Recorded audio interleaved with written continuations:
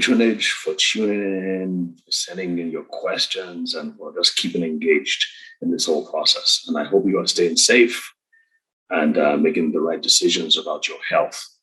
So, as you probably know, I've been in the US now for going on a year now. And a lot of the things that we're beginning to learn from COVID-19, the ups and downs, the misinformation here and there. But there are some things that just seem to be constant. And this is one of the things I really want to share to you as Nigerians and as Black people. And I'm going to start with this short vignette or story that I heard from two pulmonologists. Now, pulmonologists are the doctors who take care of the lungs, the respiratory system, which of course is what the COVID-19 virus attacks, from the respiratory system to the rest of the body, but it attacks the respiratory system. And so what I remember, one of them was Abdul Badamasi. Remember, he was on the show a couple of times. And he said when he walked into the ICU, intensive care unit, he could take a look, and he always had an idea, even before he walks in, what the scenario looked like.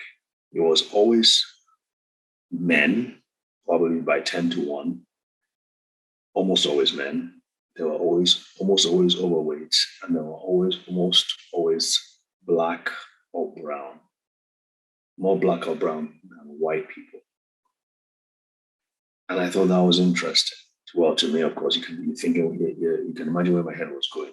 A few weeks ago, I'm at a dinner or at a picnic. I meet another pulmonologist, and without being prompted, she says something very similar, except for two things. One, and she's in a predominantly white neighborhood. That's where she practices. One of the things she says is that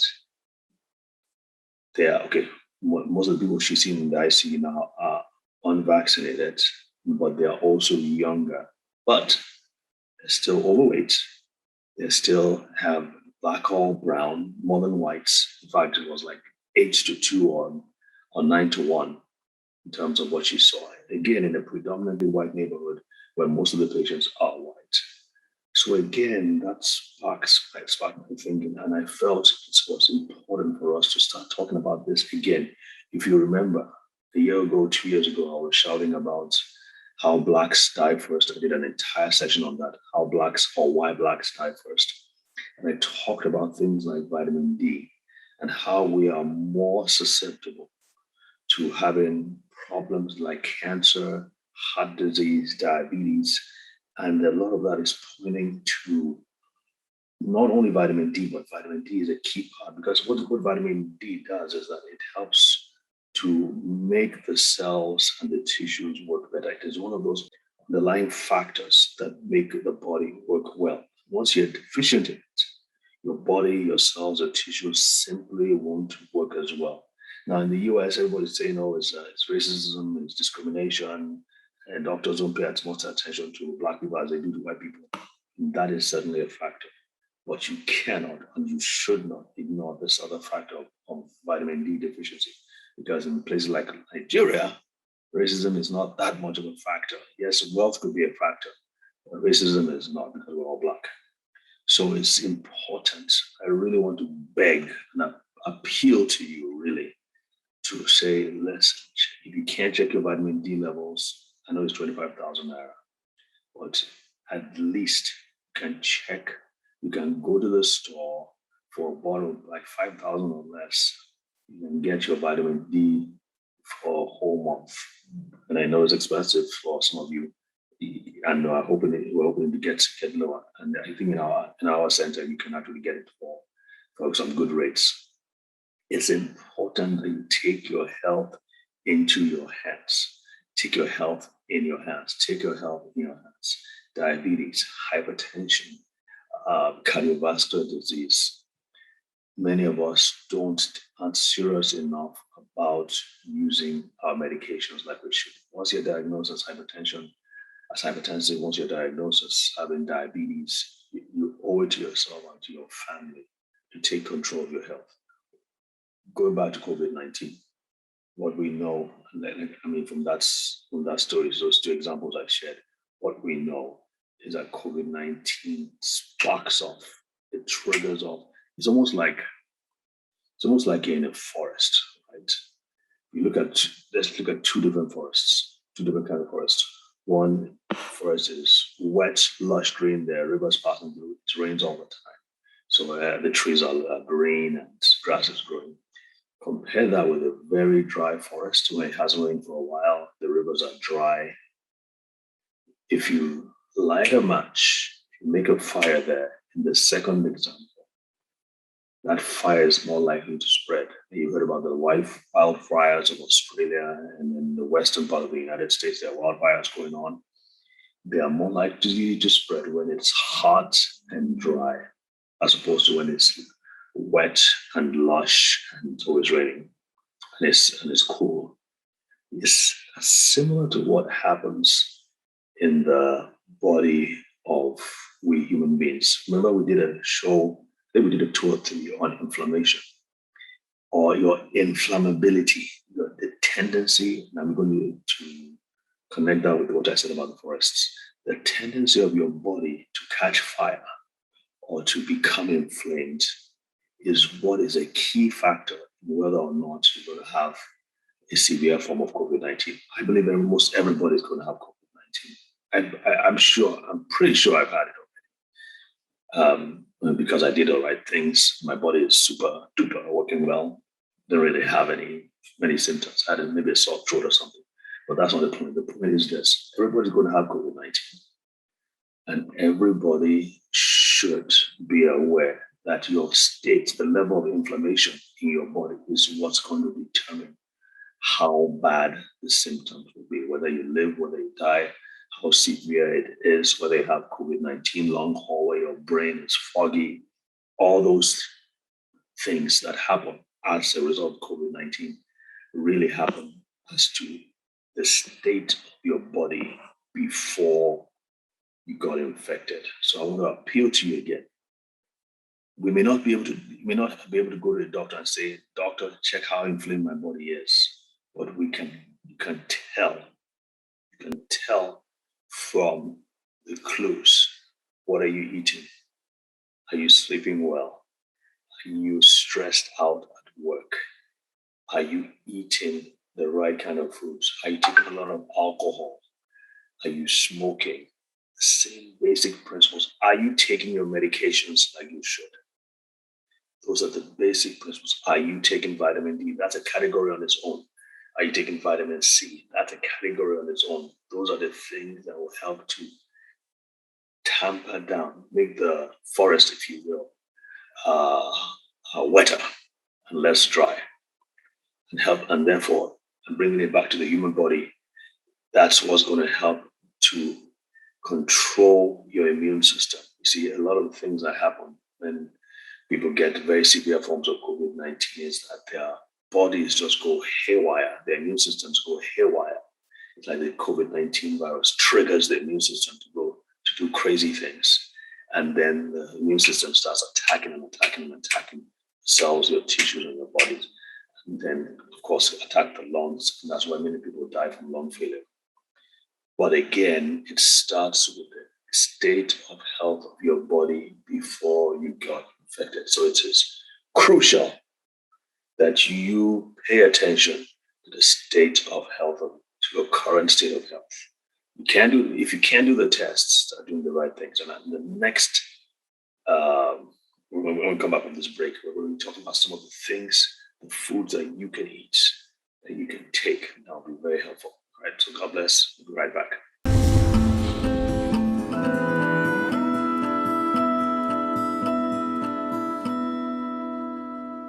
All right, welcome back. We are talking about how to, shall we say, create a circle of defense or a ring of fire around you, so that I've used the word inflammation before, so probably let's forget about the word fire. Creating a circle of defense around you and your body and around your family. And so again, these are the tips. COVID-19 is here to stay. Let's not kid ourselves. If you've been fortunate enough to get the vaccine in Nigeria, good for you.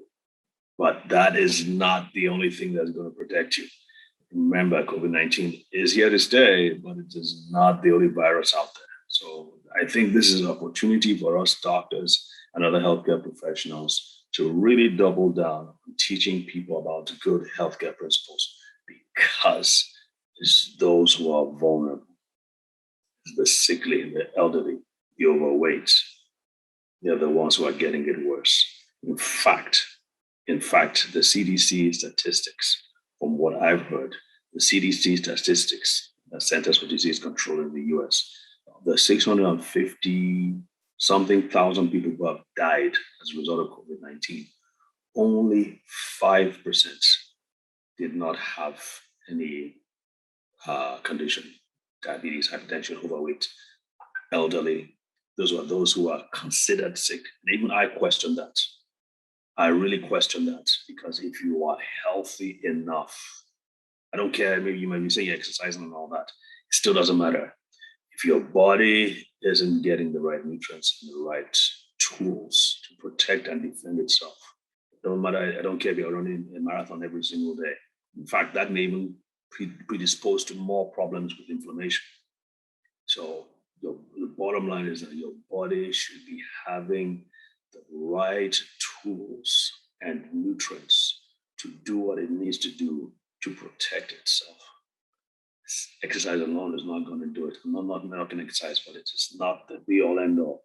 The right nutrients. I like this quote. It says this: it is not what you're eating that is killing you. It's what you are not eating. And I want to segue into that because, like I said before the break, I said we're going to talk about some of the things you need to eat. I mentioned vitamin D. I mentioned vitamin C. I should mention zinc. Zinc is one of the things they use to treat patients who have COVID 19. Probably need about 50. Excuse me. Need about 50 milligrams a day in divided doses. Don't take everything at once. Maybe 25, 25. In terms of foods, I really want to double in on this.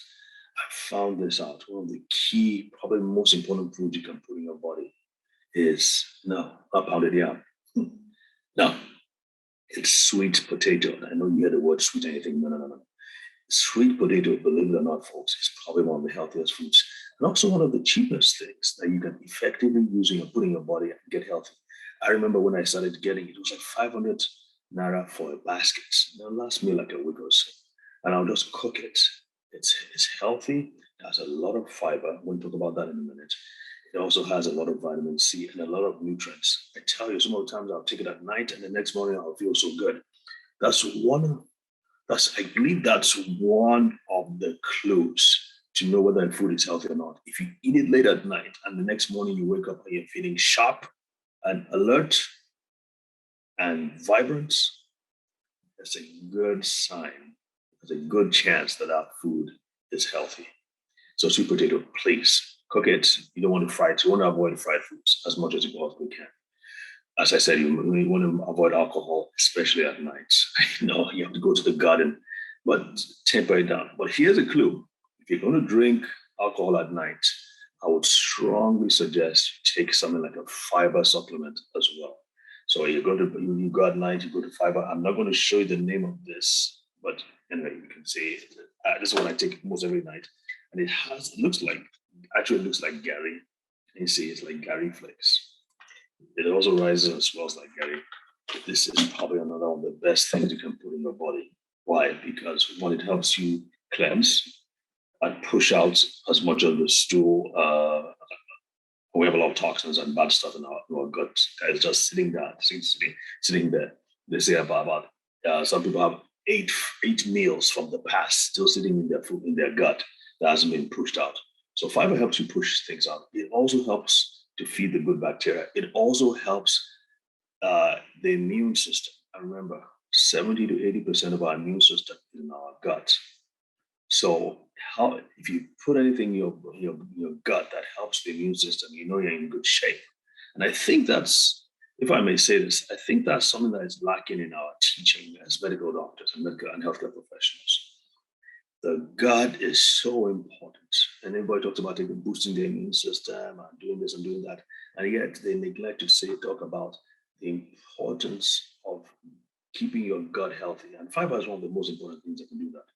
Another thing fiber does is that it feeds the good bacteria. There's some good bacteria in our bodies. Remember, we did some talks on probiotics. There's some good bacteria called probiotics, and they help to influence the immune system for the better. They also help to strengthen and improve brain function, even cardiovascular function. They do a lot of things.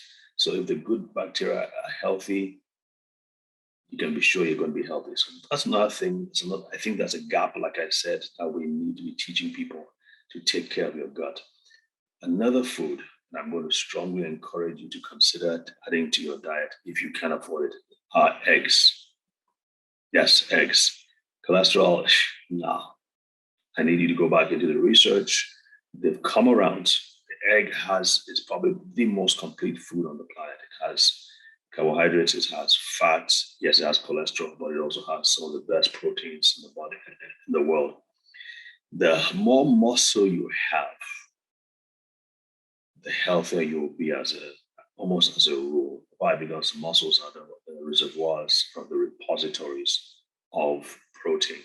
Your body uses protein to boost its immune system. Your body uses protein to fix problems, to rebuild the skin, to rebuild damaged arteries, to rebuild collagen, rebuild the heart.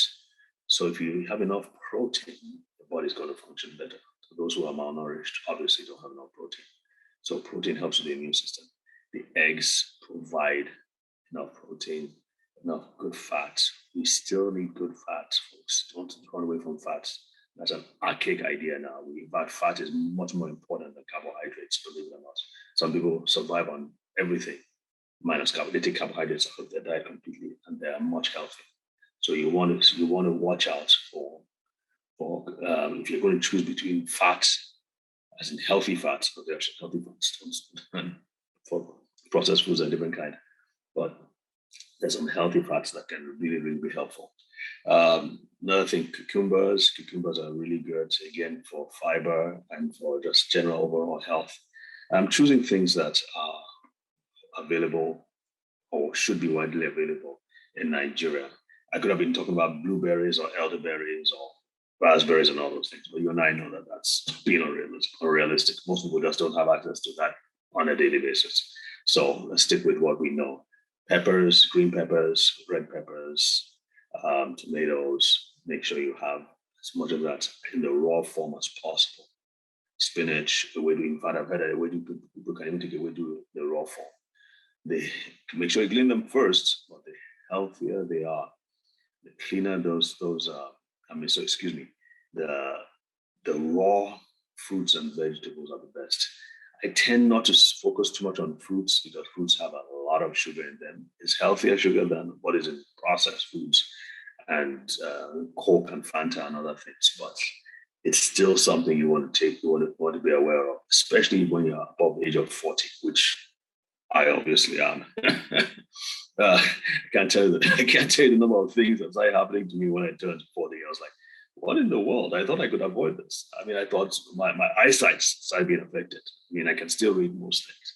But when it comes to reading the Bible, it's very, very small print, like on the labels of bottles. As you get to be 40 and above, you're going to start paying attention to your health.